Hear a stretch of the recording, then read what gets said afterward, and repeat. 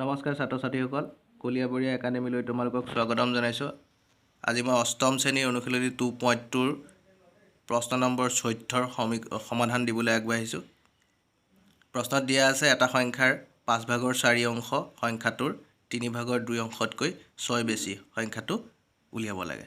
সমাধান ধৰা হ'ল সংখ্যাটো x, এতেকে xৰ 5/4 অংশ হ'ব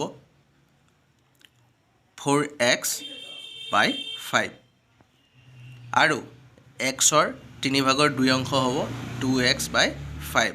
প্ৰশ্নমতে 4x/5 = 2x/3 + 6।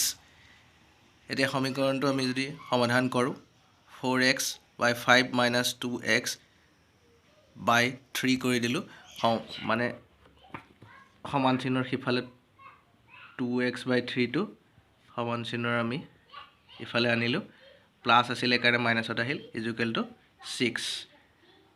তাৰপিছত আমি ইহঁতক যদি আমি বিয়োগ কৰোঁ, ইয়াৰ লসাগু উলিয়াব লাগিব।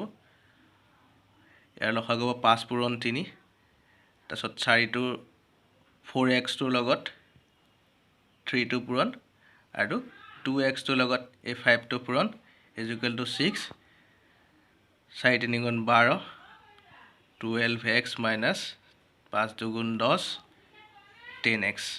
তলত 5 × 3 = 15, ইফালে 6, তাৰপিছত 12ৰ পৰা 10 গ'লে থাকিল 2x, তলত 15 = 6, 2x = তলৰ 15টো 6 লগত পূৰণ কৰি দিলোঁগৈ, 6 × 15। এতিয়া x = এফালে আমি যদি কটাকটি কৰোঁ, ইয়াতে দেখিম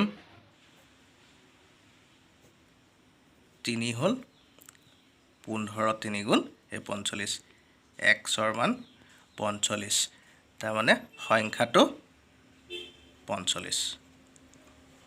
ধন্যবাদ।